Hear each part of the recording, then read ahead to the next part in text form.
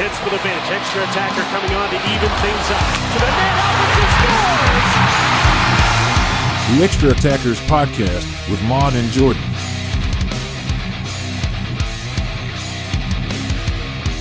Hello everyone, welcome back to the Extra Attackers Podcast. Maude and Jordan back here once again. How are you doing, Jordan? I'm good. How about you, Maude? I am doing pretty good. We've got some fun topics here to talk about today. It's going to be a bunch of California love and a little bit of California misery too, for one of those teams that I'm sure everyone knows about how the San Jose Sharks have been doing. But I thought it would be fun today to go through all three California teams because I think there's really interesting storylines with all of them. And as you can see behind me, we're going to start with the Anaheim Ducks. Because I've pulled out the Chinese knockoff jersey that we used to use in beer league that barely fit me because all the sizes were really small when they arrived, and I am now having like PTSD to trying to actually fit into that thing with all my gear on. But I thought it would be fitting to whip it out for today's show just because the Ducks are on an absolute heater right now. 6-game win streak.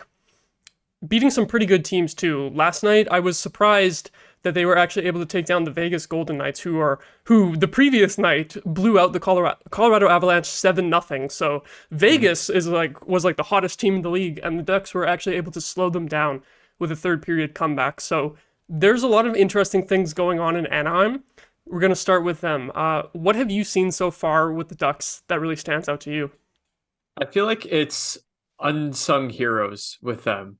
Because it's not so much about Jamie Drysdale. It's not so much about Trevor Zegras producing, even though like they probably help overall. It's been Mason McTavish. It's been Frank Vetrano, Ryan Strome have done really great jobs. They're all producing at a point of or above point per game right now, which is crazy for all those players. And I don't necessarily expect it to keep up, but that new level of depth is helping them go a lot farther in these games against tough opponents like Vegas that also has a lot of depth.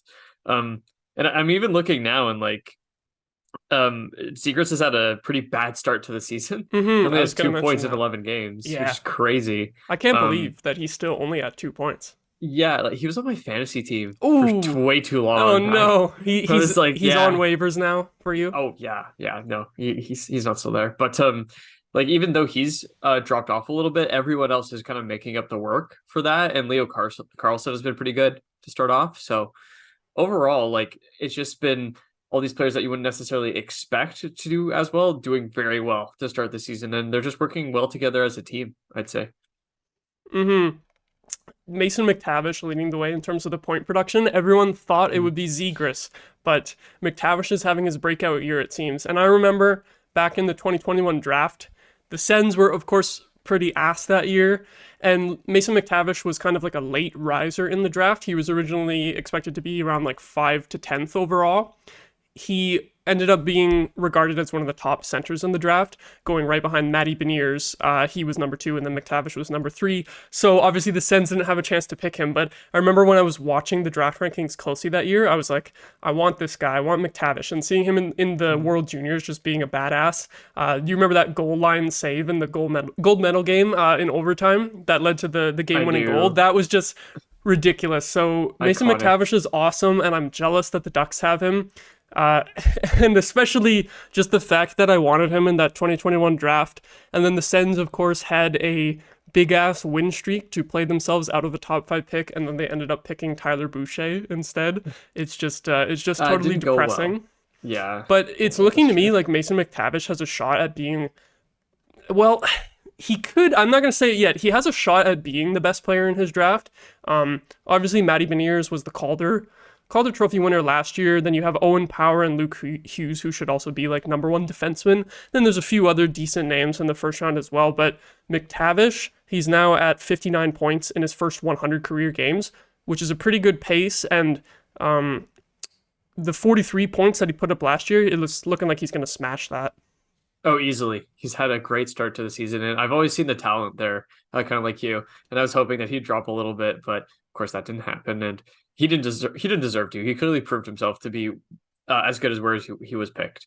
So it's unfortunate for the Sens, I guess, but Ducks fans must be really loving what they're seeing from him. And if Zegras turns out to be kind of like this 1B sort of center where he can get you like 60 to 70 points a season and just be generally productive, but then McTavish is like your superstar point a game center, that's going to work out great. Like, you can't complain about that whatsoever. So I think Ducks fans should be happy. And then the other star young player for the Ducks this year so far has been Pavel Mintyukov, who a lot of people don't know much about. I feel like despite being a high draft pick, I gotta like fact check myself real quick here if I can spell his name correctly, but I believe he was okay. So he was 10th overall. I was about to say that he was 5th overall, which would have been wrong, but still, despite being a 10th overall pick, I feel like he's been relatively under the radar league wide, but he has just shown up and been amazing for this team. Like, I remember in our preseason rankings, we were just pretty much writing off the Ducks and expecting them to be horrible because of the blue line specifically. I remember looking at their defense core on Cap Friendly, and I'm like, who the hell is going to play so many minutes? Especially with Jamie Drysdale injured. He's injured again. It seemed like he was going to have to carry the load, especially in terms of the offensive minutes on the power play and stuff. But no, Pavel Mintyukov has been able to step in as a 19-year-old and just look totally awesome. Like, they're playing him average 19 minutes a night, which is third on the team, because Jamie Drysdale is showing at number 2 with only 2 games played. So his ice time ranking doesn't count. So third most ice time on the team for a 19-year-old. And he has 8 points in 11 games, plus 6. And I went so far as to pick him up on one of my fantasy teams too. So this kid has the goods. And if anyone watched the Ottawa 67s late last season when they acquired him for the deadline, I didn't have a chance to watch him play while he was there, but I was hearing all the 67s fans, like avid 67s watchers, just absolutely gassing this guy up. So it's amazing to see him having an impact so early for the Ducks and looking like an early Calder candidate. Oh, easily. Yeah, he's really impressed. And for young defenders, like, you're usually kind of worried because it takes a while to learn the position and the nuances. And like, it seems like he stepped right in and proved to be a valuable part of that defense core without a lot of effort. And that's really impressive. I remember seeing like even similar things with Jake Sanderson, the way you were kind of able to insert him right away, and he was just very responsible. And I don't know if Mintyukov is as responsible defensively, probably not, but he's really got his offensive instincts working right now. He's working as a part of that team, contributing where he should be. And it's helping the Ducks right now. It's propelling them to be more successful than we thought they would be. So I think you got to give them kudos for that. Having a young defenseman being able to step in and put up some offense too is just huge for a rebuilding team, especially when you don't have a lot of quality puck movers on your back end. And this is something we'll get to later with the San Jose Sharks, but I feel like that's a bit of a major difference, is that the Sharks don't have anyone like that. So with Drysdale injured, the Ducks are pretty lucky that Mintyukov has been able to step in and look so great right away. And hopefully when Drysdale is back, there will be less pressure on Mintyukov too, and he can kind of settle in a little more, even though it seems like they can just throw him to the wolves and he's doing great.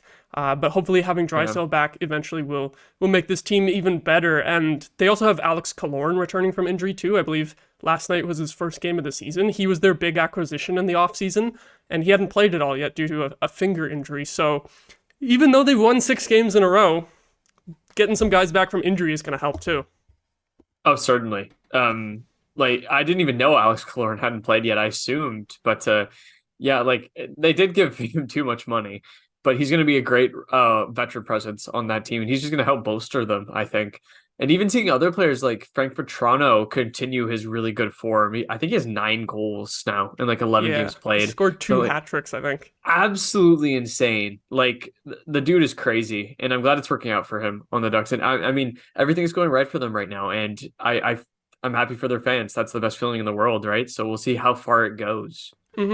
Especially because I think the hot streaks from Vetrano and also Ryan Strome on that line as well with McTavish, I think you got to think they're going to cool off a little bit here, but at least getting a guy like Killorn back is a huge help just to have some more options with the offense. Like if that line cools off, you're going to have to mix things up a little bit. So he adds a good scoring element in there too, especially a big body you can put in front of the net on the power play. And you got to hope that Trevor Zegras turns things around here soon too. So the fact that they're doing so good without their star player actually producing, like he has like fourth line stats right now, like 2 points in 11 games is pretty brutal. And even Troy Terry had a slow start until he scored a hat trick against Arizona earlier in the week. So despite, like, that's the thing, like, you would expect this team to be carried by Zegras, carried by Terry, and carried by Drysdale, but one is injured, and the other two guys have had slow starts, so it's looking like the depth is actually pretty good in Anaheim, and if those guys get going, and McTavish and Minchikov can keep it up, I do feel like they could challenge for a wildcard spot at this point.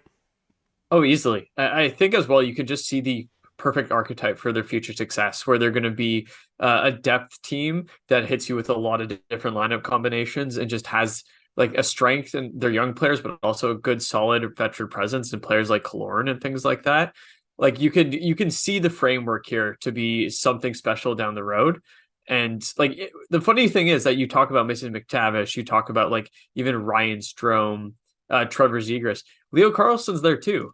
I didn't even mention Leo Carlson. I forgot. Right, like literally in a couple of years, you could have a center core of Leo Carlson, Mason McTavish, and Trevor Zegras, which is absolutely insane. I assume one of them will probably move to wing or something to accommodate that, but still, that's insane depth, and they've done really well with their picks. And I mean, the fact that they're all hitting so early in this season, it makes you feel good. It gives a lot of the Ducks fans hope for what's to come with this team. That's the other name that I forgot when I was talking about, the star players aren't even necessarily, like, the guys that you expected to be carrying this team right now aren't even necessarily producing that much. Leo Carlson, even though there's not a bunch of pressure on him as a rookie, it's not like their most recent top draft pick is coming in and just being amazing right away. He's been good. I think he has a decent number of points in the games that he's played, but they are doing some sort of load management with him, scratching him occasionally and kind of easing him into the NHL, even though he's done really well in the games that he's played. So that's the thing too, is that it's not like they're having like a Bedard or McDavid type player coming in and just carrying the team. They have their high draft pick in Leo Carlson just coming in and kind of quietly starting to be good, but he could easily ramp up as the season goes on, and then watch out for this team. It's going to be fun. They're going to be scary. Yeah, it's going to be exciting to watch.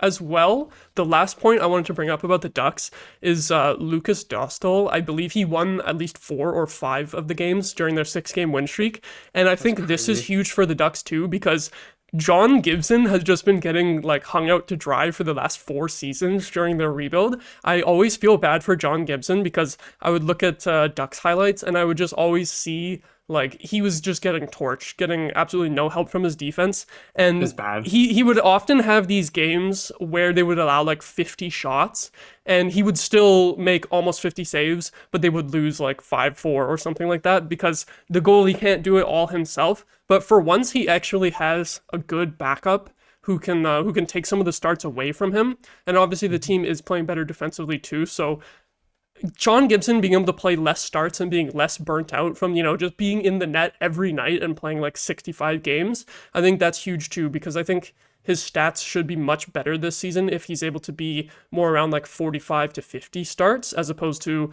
how he's just had to play and just carry the team basically. And you can't have a goalie as elite as he is just carry a bad team, right? So Dostal coming in is huge for Gibson.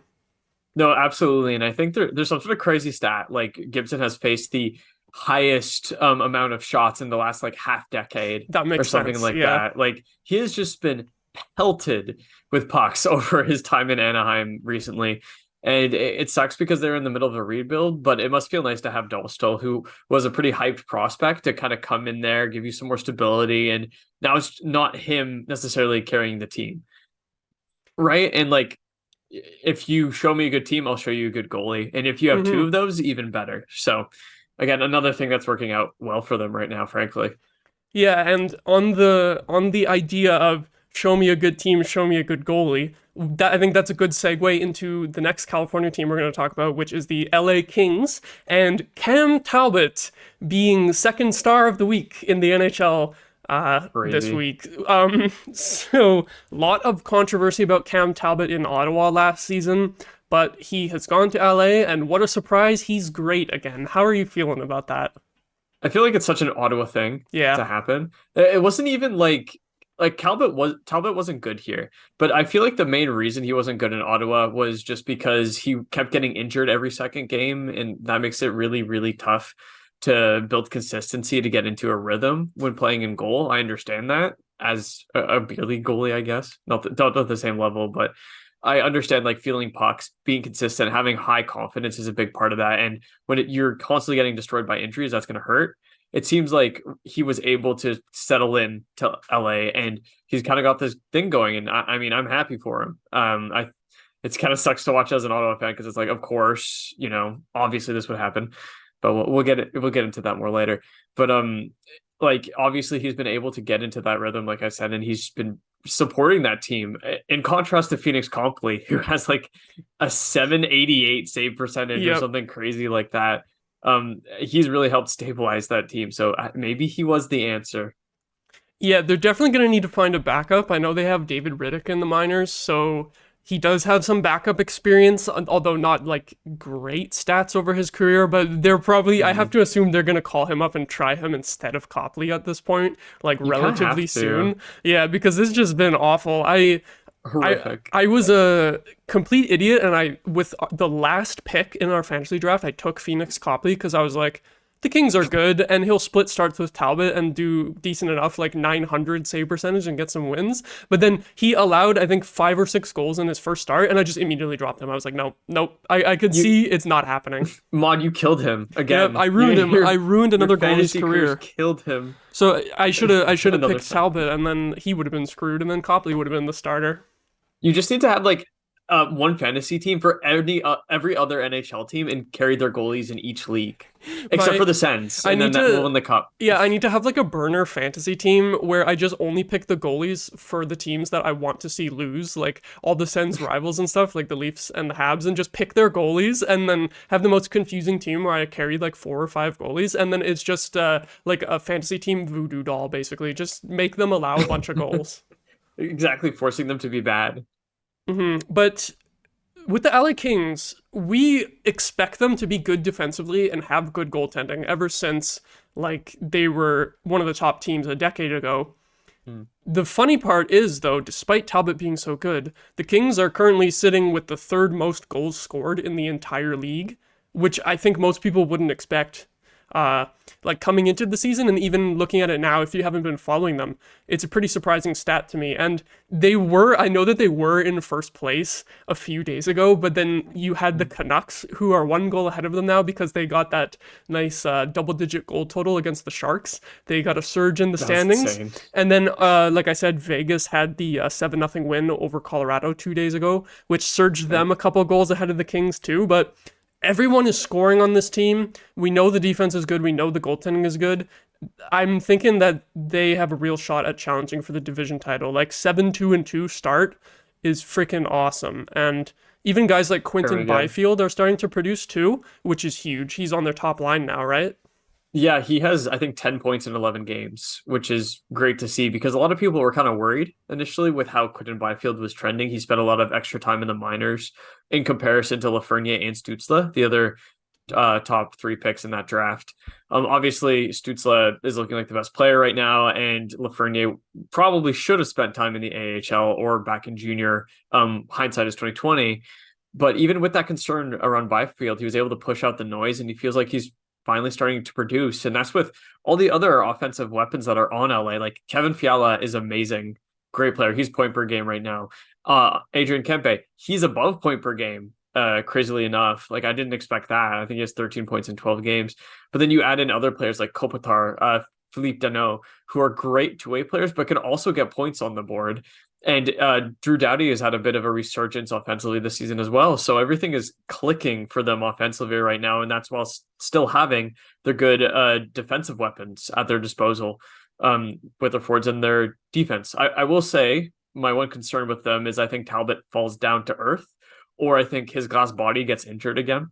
I think there's a chance that that happens. And then if you have to throw Riddick or Copley in the into the net, that's not ideal.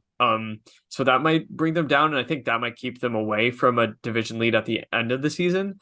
But it's still exciting right now, and like there's nothing to indicate that they're not going to continue trending up if everyone stays healthy. So another fun team to watch. Yeah, I've watched a few of their games because one of my fantasy teams has the Kevin Fiala and Adrian Kempe stack. So both of them Ooh, nice. like on the power play at the same time. It's been going pretty good for that. Fiala racking up the assists. And the interesting thing about Kempe is that despite being point per game right now, he's only scored 4 goals and 2 of them were empty netters. But I have watched numerous Kings games where he is just absolutely snake bitten. Like he gets so many chances and he's just like getting robbed or barely missing the net or just having poor puck luck in general, like not getting the bounces. But this is a guy that scored 40 goals last year.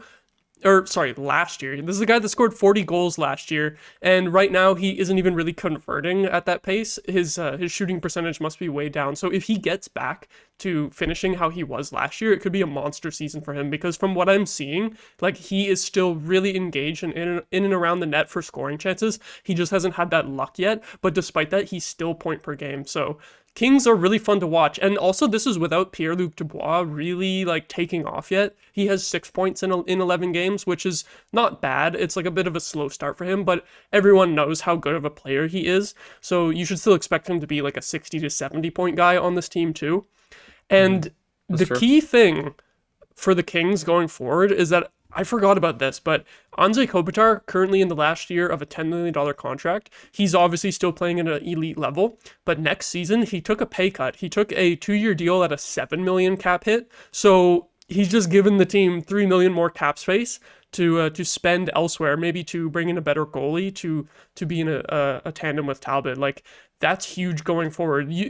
Drew Doughty he's still locked up a little bit longer. He's got 3 more years, so I guess the pay cut for him won't be happening too soon, but they should have a little bit of flexibility. So I think the outlook for this team is pretty good, and they've been stumped in the first round by the Oilers for 2 straight years.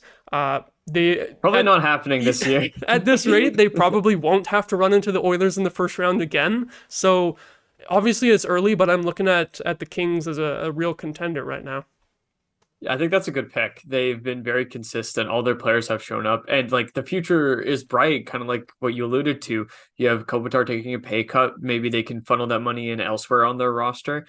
Honestly, all it takes is a couple pieces, and if they get a goalie in the near future who's maybe more established or less injury riddled than Talbot, then I'll feel a lot better about their chances winning the division potentially, and also going farther in the playoffs. But like we said, now that the Oilers might not be there, maybe they have a better chance with that too. But I mean, obviously there's other teams they're going to have to face, but I like their start. I really do. And I think seeing players like Byfield really play out, and even Fiala stay consistent, I think it's just takes a lot of pressure off the team, and they're able to kind of play in a very loose manner, which I think is important, not gripping the sticks too tightly. So if they can continue to do that, no reason why they can't go farther.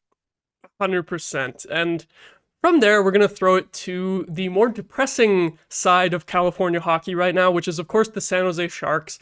We have to talk about this. We have to roast them a little bit. They might be the worst team that we've seen in a long time in the NHL. 20 goals against in the last 2 games, a perfect 10 in each.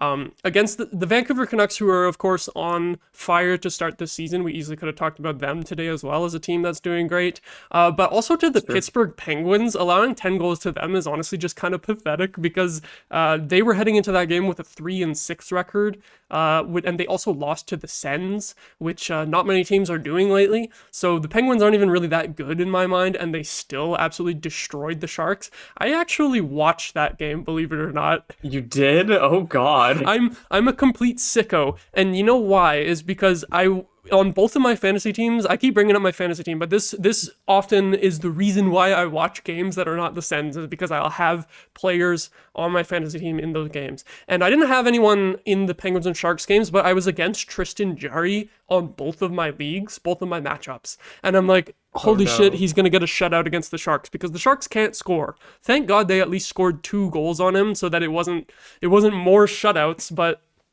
I actually had that whole game on in the background while I was playing some Alan Wake 2 the other night, a late night gaming session with just an absolute destruction of a hockey game going on in the background. I was just every time I looked over, it was just like, oh, they scored again. Oh, they scored again. It was absolutely pathetic to watch, and I think it's a little funny that I pulled out the old beer league Ducks jersey in the background because our beer league team was so bad when I was on it. I think you guys are a little better now that I'm not on it and there to ruin things. But the way that the Sharks are playing right now actually reminds me of how freaking bad we were, of just getting blown out really every single bad. game. I have PTSD from those games. Yeah, Like, you can it relate was to Mackenzie bad. Blackwood and Capo Kakinen. You know how Oh, it feels. easily. And I mean, sometimes like high scoring games as a goalie are actually kind of fun in the sense that you stop like feeling you stop looking at yourself too much for those bad goals because it's just about like, well, they already scored this many, like it doesn't really matter Yeah, anymore. it's like shooting practice. It's like they're just Exactly. running offensive drills against you, basically. Yeah, exactly. So the pressure just kind of washes off a little bit. But I mean, in the case of the NHL, I'm sure it feels different. And I really feel for the Sharks goalies because they're getting no help. The Sharks team is such a disaster. Their defense, like they barely have a single player that could be considered a top four player. Maybe like Mario Ferraro, Yeah, that's about it. like, and he would be like a four on most good teams, right? Like, Mm, and they also have Mark-Edward Vlasic, who has been scratched for a couple games, but he's making $7 million for 3 more years, and he's basically the worst defenseman in the NHL besides Travis Hamonic. Like it's yeah, insane, like what he's doing, and like the goalies can't like they can't make the ground up on this. Like they can't be so good that in a game where you have 10 goals scored against you that they could have done anything about it. Like nothing is working on that team right now. And like you said, the fact that they let Pittsburgh do that to them, and like when I saw Vancouver do it, I was like, okay, Vancouver's hot right now, but damn, that sucks. And then I look at TSN the next day in the evening, I'm like, oh, they did it again. yeah. I couldn't So believe it. I couldn't either. So yeah, dude, that team is in a bad spot. And I mean, it's the start of the rebuild, so that's not necessarily a bad thing. But it can't be fun to be a Sharks fan right now, especially with that kid with the sign that said, "This is my first Sharks game." Oh, that was That poor heartbreaking. kid, Oh the my poor god. I child. hope that the organization like hooked him up with some swag or something, like some autographed like jerseys or sticks or something. I hope they came through for that kid. They should have. Honestly, he deserves like a couple million for watching that He performance as a he first. deserves he is entitled to financial compensation for how bad that was. Mark-Edward Vlasic should give him his contract. It was that bad. Yeah, yeah. Oh my god. Just to pay out all his contract and damages to this kid, emotional damage.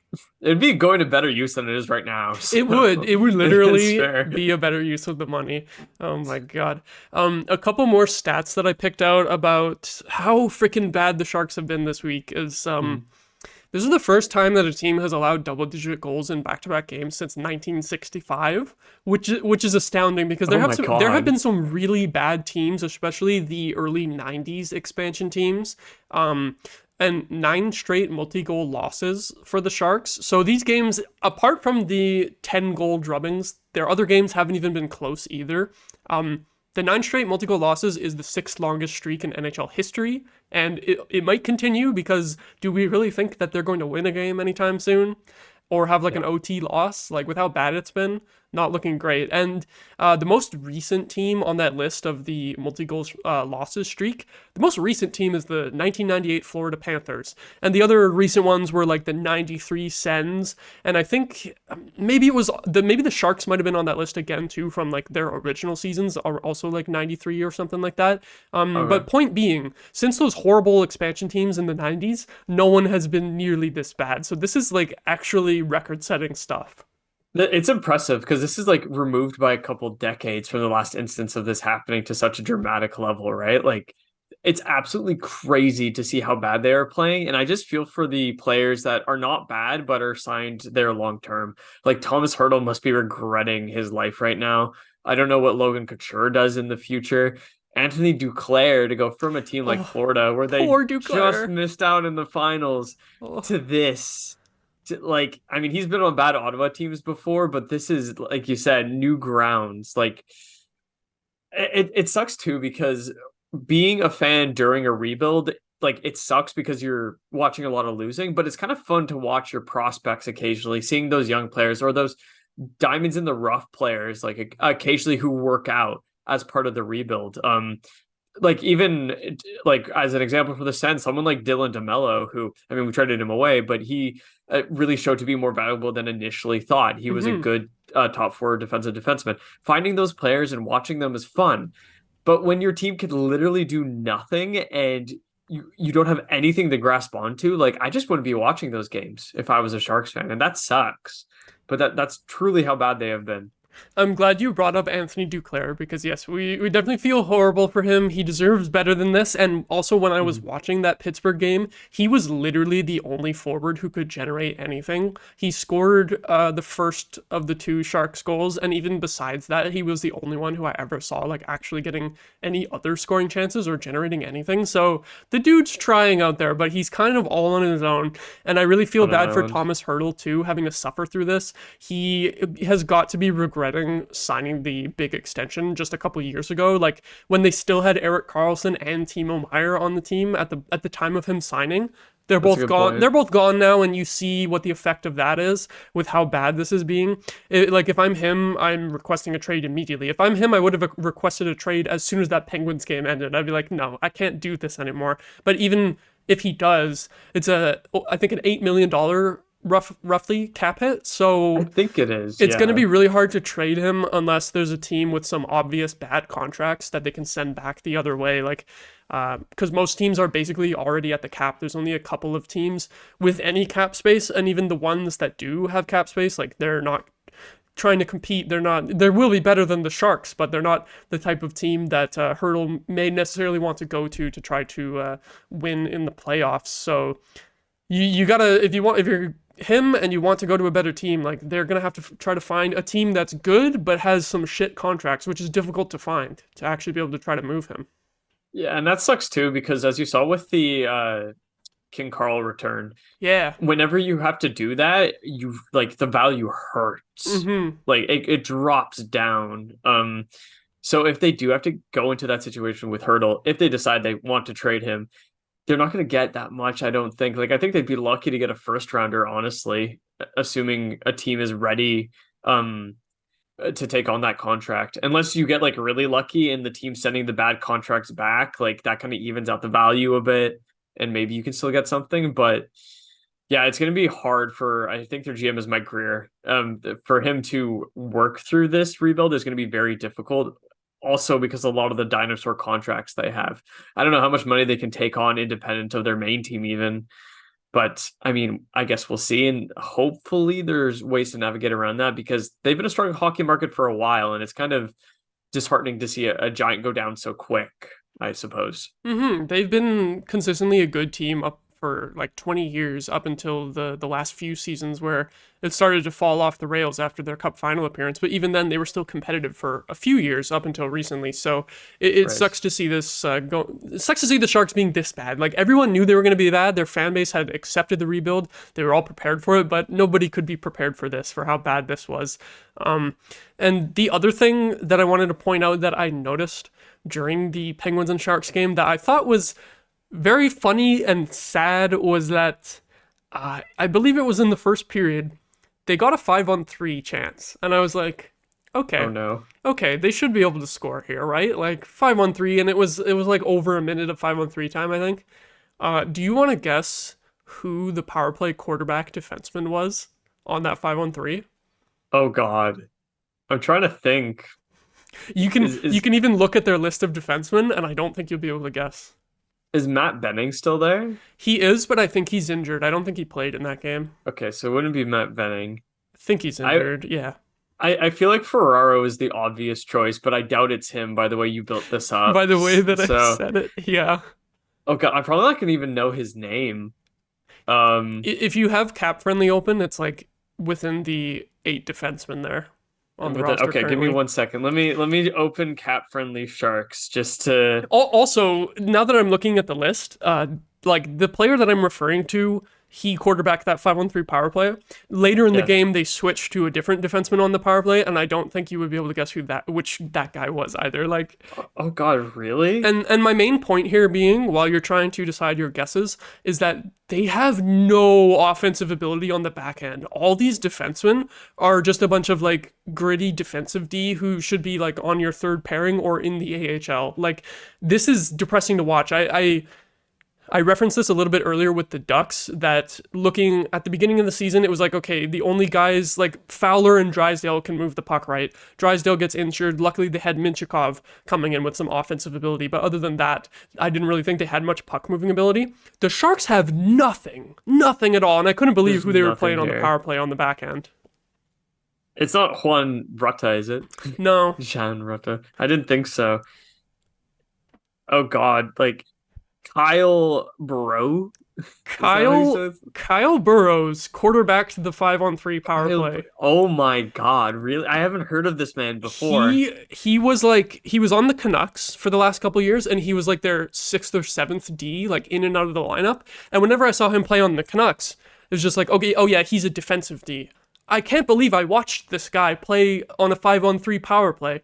And he has played, believe it or not, even though you haven't heard of him, he's played 105 career games. Do you want to guess his total career points? 4. 11. Points.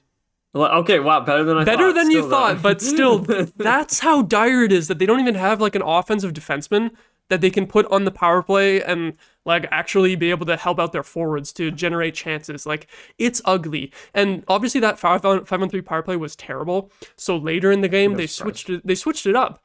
And then they had Jacob McDonald on the power play. He scored the second goal, so credit to him. But I had to Google who he was when he scored that goal. And he is like he's a 30-year-old, like, usual minor leaguer, occasionally getting called up. Surprisingly, he actually puts up a shit ton of points in the AHL, like actually really good point per game as a defenseman. But then in his NHL minutes, he's just like a depth D, right? So maybe he has a bit of offensive ability that they can uncover here, but holy shit, it's rough. Like, I kind of feel like I heard I think on Saturday night that I think it was Elliot Friedman maybe saying that the Hurricanes are already trying to move Tony DeAngelo again because Brett Pesce is coming back from injury. I feel like the Sharks should just take Tony DeAngelo and just give him all the power play minutes. Because what do you have to lose at this point? Like, at least score some goals. Yeah. They can't even score. When Vancouver scored 10 goals against them, that was the total number of goals that the Sharks had scored in the entire season up to that point. They had scored 10 goals in 10 games, including that game. And their entire season total was equaled in one game by the Canucks. So get someone who can move the puck on the back end and make some passes to Hurdle and Duclair, right? Like, it's ugly. They need it badly.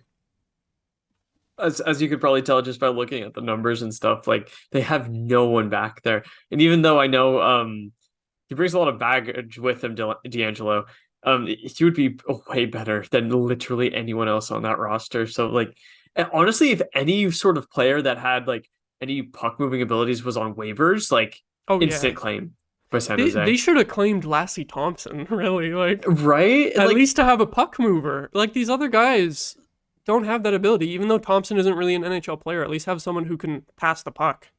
Right. And like, I remember hearing Friedman say that the market wasn't really great when Dorion like touched about moving Brandstrom at the beginning of the season.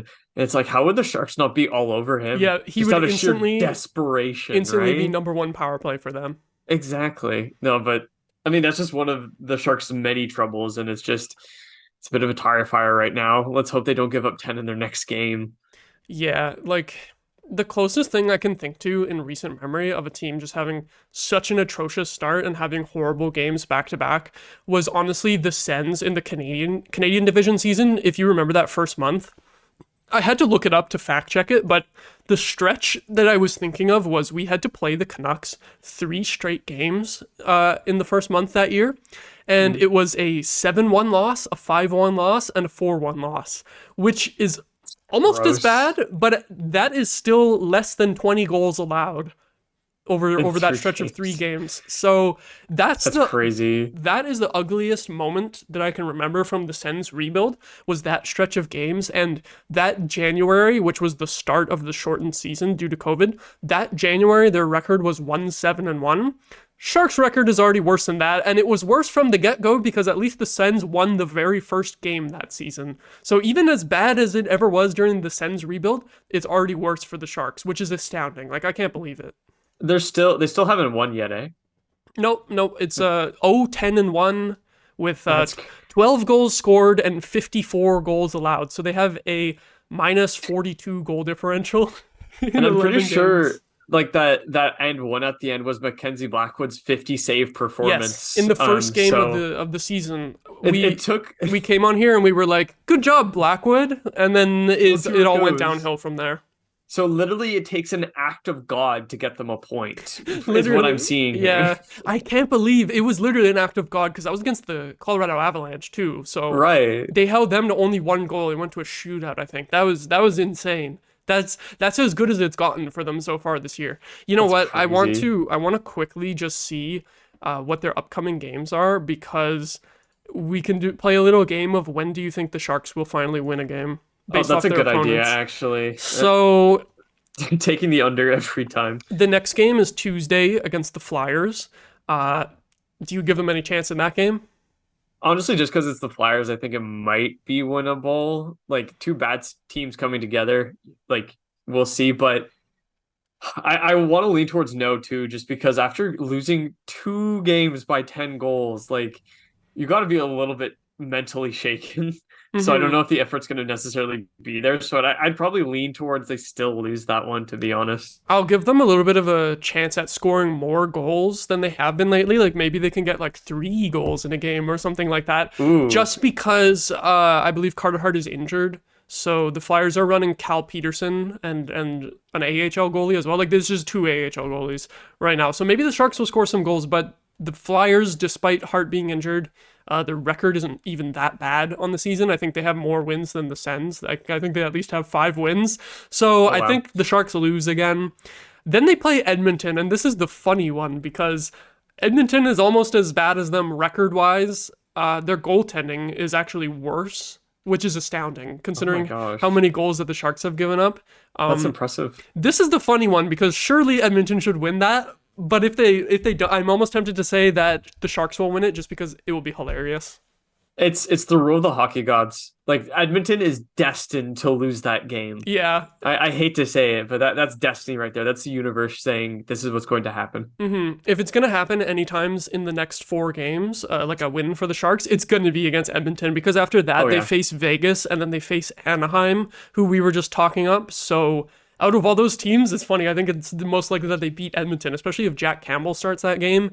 It's just going to go ugly. It's just the hockey gods are not in the Oilers' favor. So maybe we can come back next year or next week, sorry, and laugh about the Sharks beating the Oilers. It would be very funny.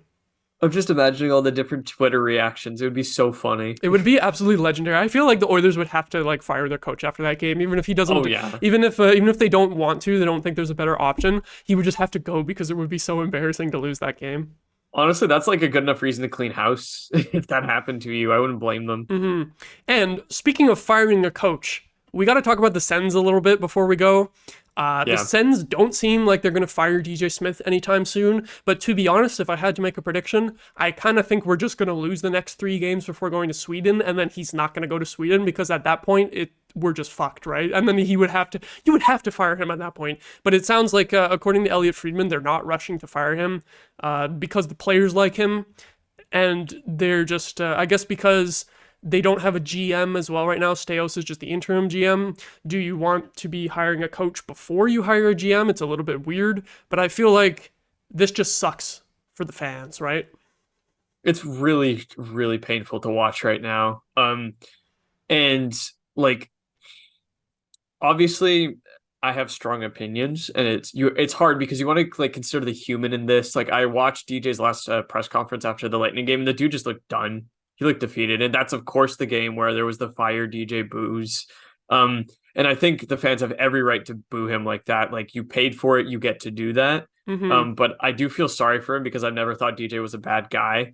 Yeah. He seems like a really good person, in fact.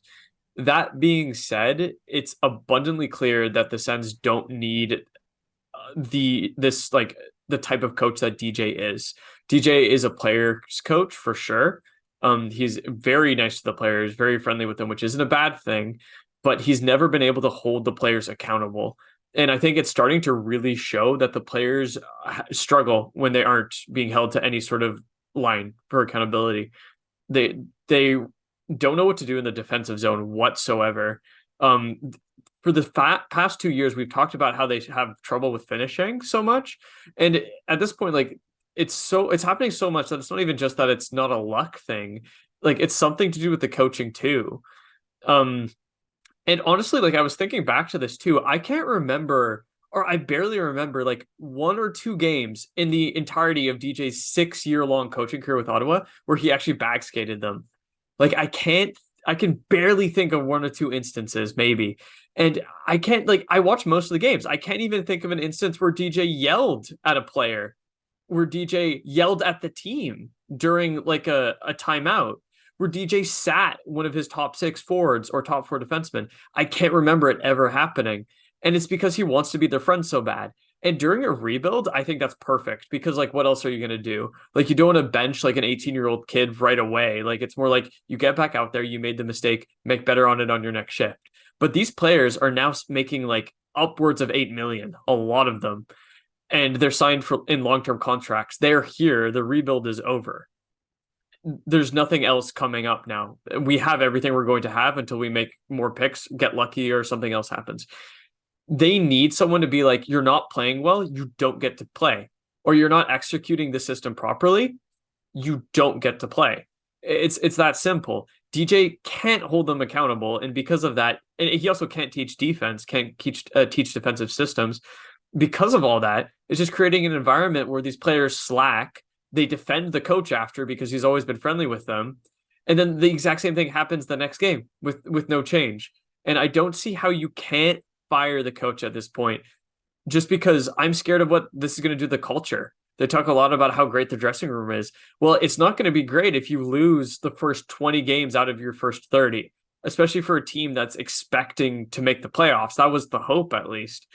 So I don't know. I feel like you have to fire DJ just because he's not the right coach for this anymore. He's not accountable. He doesn't hold any of his players accountable. He won't get mad at his players. And I want to make it very clear, I'm not saying that we should have a coach that's emotionally abusive towards players. Like, I don't want some of that Mike Babcock, Johan Franzen sort of thing. That's disgusting. But you need someone that cares and is not afraid to put players in the doghouse when they deserve to be there. And that has always been DJ's problem. And he has shown that he can adapt to that. So, yeah, I don't think he deserves to be here anymore. Yeah, as much as people have made fun of Dorian's "the rebuild is over" quote in the past, it is without a doubt over, regardless of whether or not the Sens actually win games, because there's no one left to trade off for picks. There's no prospects coming up because we traded our picks, and our prospects that we still have are either not good enough or they're on the team in the top 6 or top 4D. So the rebuild is over and it's go time, and they need to actually be producing results, and they're not. Regardless of any like systems play or injuries or bad luck, being dead last in the Eastern Conference after 10 games is just completely inexcusable. I'm tired of hearing like any excuses for this team and this coaching staff. And like you said, it seems like they need someone to kind of whip them into shape to actually like hold the players accountable, because in the last couple of games, especially in that Tampa game, in the defensive zone, I was really getting the sense that the team was not trying, not skating hard, and not playing the system properly for their coach, which gave me the vibe of sort of like, oh, they kind of want a change, right? We've seen this a lot before when teams kind of quit on their coach, but then it's being reported that they like Steve Stamkos doesn't think that they've quit on the coach, thinks that they still play hard for the coach. So if it's not that, maybe it's just that because there's no accountability from the coaching staff, and DJ in particular wanting to be so friendly with all the players, that you can kind of just like dog it in the defensive zone and hope that the goalie makes the saves, or hope that you get the puck luck to not concede enough goals and you end up winning. And they can just kind of like run around like chickens with their head cut off in the defensive zone, and sometimes it works, but often it doesn't. I feel like maybe if they haven't quit on the coach, it might be a bit of the accountability issue, like you said. Yeah, I mean that's a great point, and I do wonder. Like, it's interesting to me that you have the question about coaching always directed at players like Tim Stützle, Brady Tkachuk, that have only ever been under DJ. I would Hmm. be really interested to see what would happen if you asked someone like Jacob Chikrin, Claude Giroux. Like, I don't think they would go out and throw DJ under the bus, but I'm pretty sure that they would kind of be like, yeah, I mean, like change might be nice if you ask them like outside of a media setting, right? Like I think those players recognize that it could be better and it could be different. But whenever you ask Brady, whenever you ask Stützle, this is the only coach that they've ever had, and he's basically like a friend, Yep. right? Hmm. And they need to understand that this isn't good enough, and we can't trade the players. Like we're not going to trade Brady, we're not going to trade Stützle. We're like there's no reason to trade Norris, Batherson, anyone in the top four. Like maybe you can make a case for trading Shabbat, but even then, I doubt it happens. Like they're not going to do that. And the last line of defense is the coach, and that's the one area where they've always struggled. Like analytically, they are the worst defensive team in the NHL. It has not improved for the past 5 years. It's always been okay. What we're doing now, we're outscoring our problems. That's how they have success. Hmm. And it's a big problem to me that the only time the Sens have had major success under DJ Smith is when all the adversity disappears. When all the pressure is gone at the end of seasons, that's when they finally pick it up. Like sometimes they'll have like a short spark, maybe after a new trade acquisition or something like that, but they immediately come back down to earth and they only start playing well when it doesn't matter anymore. And I think that's linked to what you said about the accountability. They feel like they can just like skate, give a half effort in the defensive zone, and it's like it's okay. We're good enough that we can score our way out of this. But that's not how it works. You got to play a full 200-foot game, or else you're not going to win. You're not going to get anywhere. And I don't feel like DJ at this point, after it's been so long, DJ is never going to instill that message. It's not coming from him. Hmm. You got to change it. Like you said, the core of this team is set, and you don't even really have any cap room to change it very much, at least this season. You'll have a little bit of cap levity in the offseason, but right now you're stuck with what you have, regardless of any injuries on the back end. And I don't like the injury excuse for the defense, too, because even though Shabbat and Zub being out is huge, your team shouldn't completely fall apart. Like, even before Shabbat got injured, the defense had already fallen apart without Zub. It was already doing poorly before that. And Everyday Sens, he had the defensive stats for the Sens after the Tampa Bay game. I want to read them off real quick. Please. Expected goals for percentage, 44.38. That ranks 28th in the league. 3.2 goals against per 60 ranks 27th in the league. 3.22 expected goals against per 60 ranks dead last, 32nd. 14.5 high danger chances against per 60 is 31st. 42.39 high danger chance percentage is 28th. So they're allowing the most high danger chances, and they're not even really getting quite enough to make that percentage even be like 50%, you know? It's just allowing way more chances that you're getting. And then, of course, the penalty kill, 75% is ranking 22nd. That's like the most obvious issue that everyone has seen. So again, with this team's core being set for this season, there's not much changes you could do in terms of trades or anything. Or that you would really want to do, because I think everyone agrees that these players should be able to win. The coaching staff needs to figure it out and not be literally in the bottom 5 in every freaking defensive metric possible. Like it's just pathetic at this point. Like there has to be some middle ground where it's like, yes, Shabbat is injured, yes, Zub was injured for a bit, but you don't need to play Travis Hamonic 25 minutes a night, especially when he has the worst like advanced metrics of any defenseman in the league right now, and he's clearly dragging down Jake Sanderson. Jake Sanderson's ice time with any other defensive partner, his metrics are infinitely better than when he's with Travis Hamonic. And we call up Tyler Clevin and Nick Montepallo, and they play under 10 minutes each for 3 straight games. You would think after 3 games that you would be able to at least play them like 12 minutes a game. Like, at least give these guys a little bit more of a chance. They're not like some bums off the street. They should be able to play some ice time, some third pairing ice time. But DJ refuses to use these players, and then the other defensemen just get overworked and tired as a result, and then they make more mistakes. It seems like obvious bad coaching to me. Oh, absolutely. And actually, I think I heard the last game Montepallo played 6 minutes. Yeah, it was less. That was his defenseman. least Like ice time. 6 minutes. Are you kidding me? Mm-hmm. Like if you look at the advanced analytics, Travis Hamonic is the worst defender in the entire NHL in the minutes he's played. How are you not giving Montepello more time? How could it possibly hurt you? Like, the worst it could be is that he is somehow worse. And if he was, oh, well, at least you tried and found out. Why are you, like, putting out the worst, the absolute worst you can out there? Like, Hamonic needs to be scratched, or he needs to play 6 minutes instead of Montepello. Give Montepello a 20-minute game and see how it goes. Like, it's absolutely crazy that he's doing it like this. And I agree completely, like, about the injuries excuse. Like, we've had injuries for the past couple of years. It's always something that's brought up as a talking point, but every team in the league has injuries.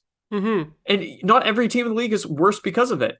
It's what coaches like Bruce Cassidy or Jim Montgomery or John Cooper can do when they have an injury, or when they have injuries, like specifically, like, for example, Jim Montgomery, at the start of last season, I think he was missing a couple of players on Boston's radar, like Marchand, and I think McAvoy was injured. Yeah, McAvoy was injured too. I think they came back quicker than we thought, but they didn't start there.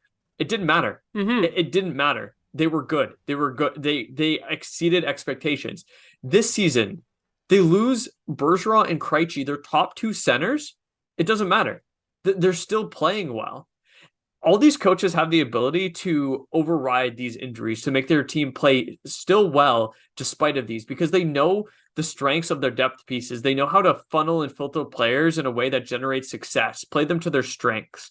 DJ cannot do that. Whenever there's a single injury and he doesn't have the perfect day one roster, the team suffers, and we're immediately worse for it. And he makes so many mind-boggling decisions, like you mentioned, with Travis Hamonic, playing him 25 minutes, even though he's literally the worst.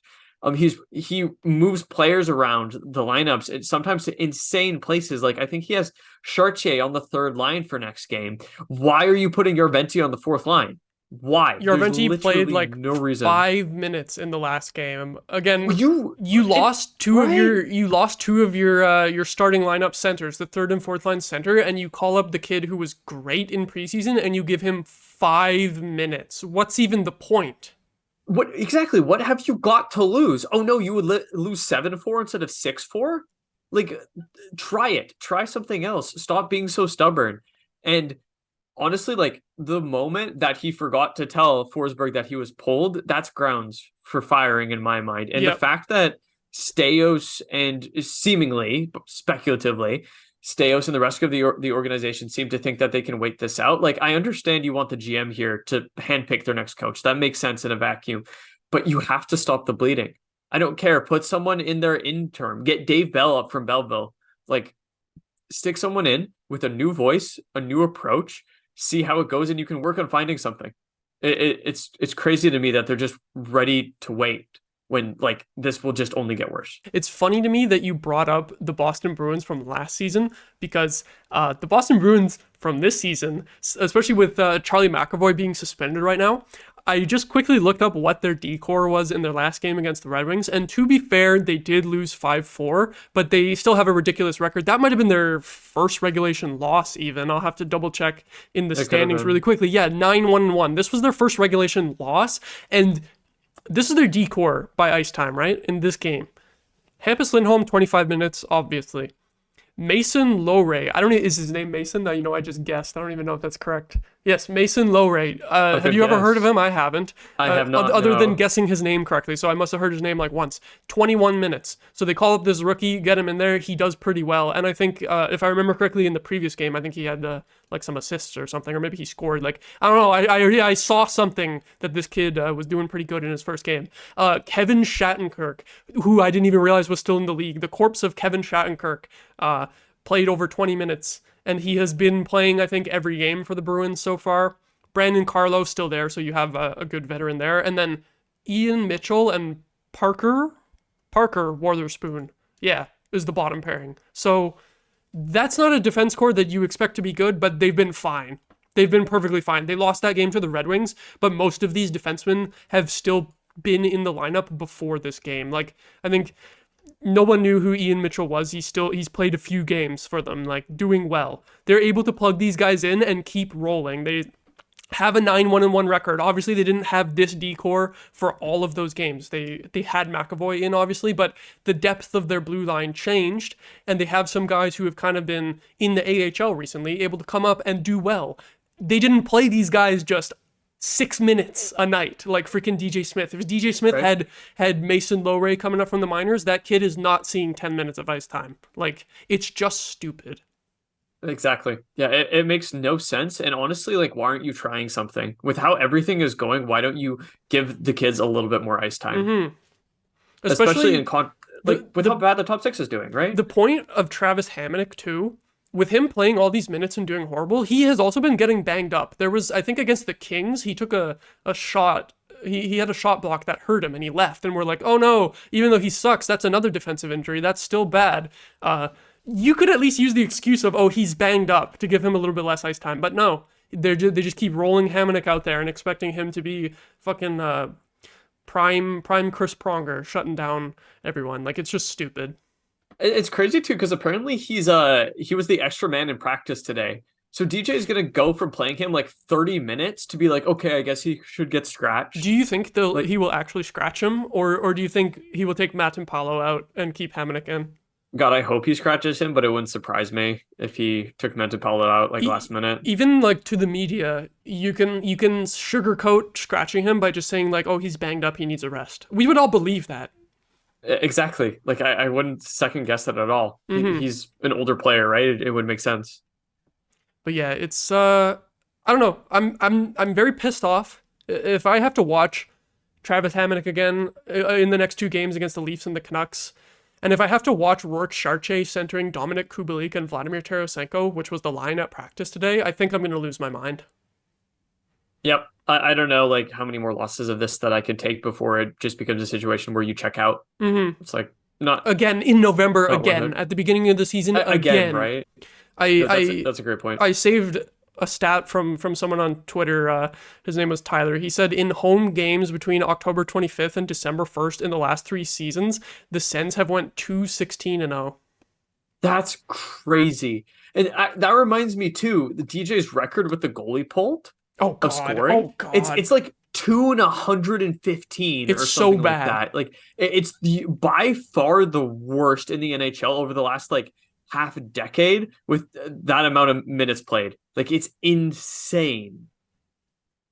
You would think that they would have been able to come up with something by now in terms of, like you would think it was a bit of bad luck with the talent that they have on this team when they have the goalie pulled, that they would have been able to get some, like at least force a few of these losses to overtime this season, but they haven't been able to, of course. It's just been the same shit as last season where they never score with the goalie pulled. The only times that they have this season is against Buffalo where they got 1 or 2 when they were down by 5.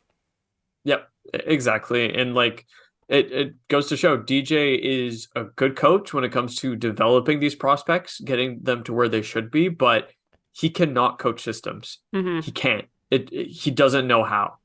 And you have to clean out that entire coaching staff because Jack Capuano is not doing it any differently.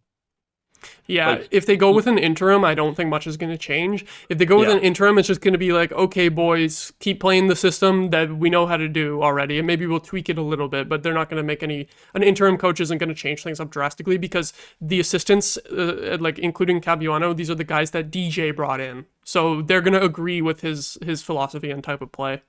Exactly. And like you might need to have an interim coach for a little bit, especially with the whole GM situation. Maybe you want a GM first, but like you need a new coach sooner rather than later. Like it sucks because I know they want to be patient and they want to be assertive with selecting a new GM, but I think this is showing that you need to start thinking about it.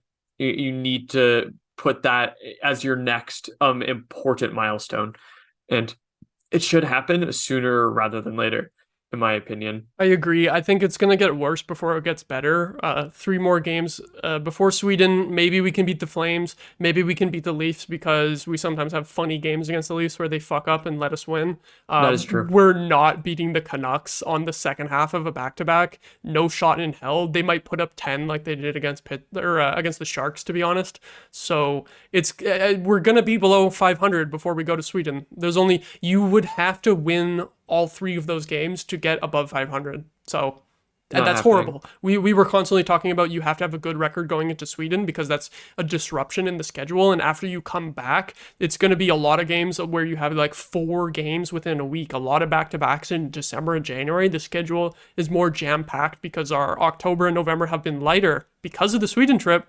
So it's only going to get harder. And we don't even have the wins to show for it with all these home games. We've only played 3 road games. We're losing all these games with home ice advantage, which is the worst part. And we do worse on the road. So yeah, typically. How does that, right? Like, how does that going to balance out our record? It's not going to help. That's for sure. Like, they're losing the opportunity. And like, I know like internally the Sens don't have any metric to say, okay, bam, we need a new coach now. But before the season, a bunch of fans were talking how the record looks by the Sweden trick. That needs to determine what you're going to do. If we are at or below 500, come the Sweden trip, you need to fire DJ. 100%. He shouldn't go to Sweden unless they win the next 3 games. Exactly. Like, how can the seat be so hot for 2 years without anything happening? Like, it's crazy to me. DJ seat is on fire. Like, I don't get how he can last this long. Like, it's like a cockroach almost. Like, how many times can you make the same mistakes?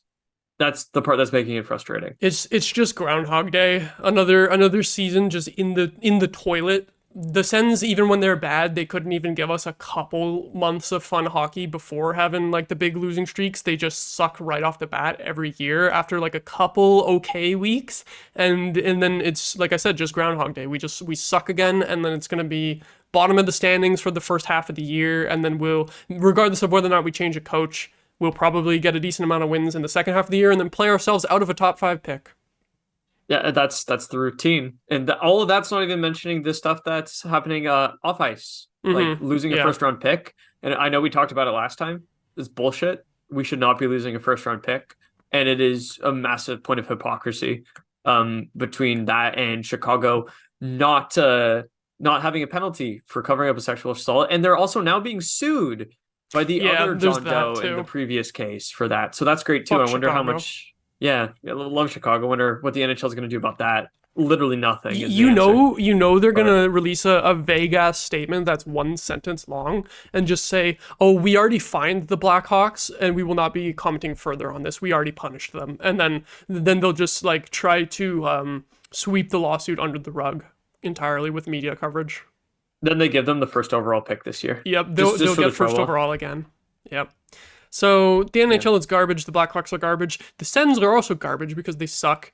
Those 3 games going to happen this week. We will be coming back probably Monday again next week, and we will see if DJ Smith is still the coach of the Sens at that time. I'm going to assume that he won't be just because I think we're going to lose all these games, but the way that management has been reported to be thinking, maybe he's still going to be the coach anyway, regardless of the losses. So... sucks to be a Sens fan right now, basically. It does, yeah. And I mean, it's hard to tell, hard to know exactly what's going to happen in a week, but we'll definitely talk about it. So we'll be back. Hyped. We'll be back for probably a follow-up segment on the Sens next week because it's going from bad to worse, basically. It's already bad off the ice, and now it's getting even worse on the ice too. So sad times for us, but at least we get to rant about it for content. Yes, this medium is therapeutic, to be honest. Yeah, exactly. This is our Sens fan therapy of just being able to rage about it on here. Right, it helps. But yeah, that's where we're gonna leave it today.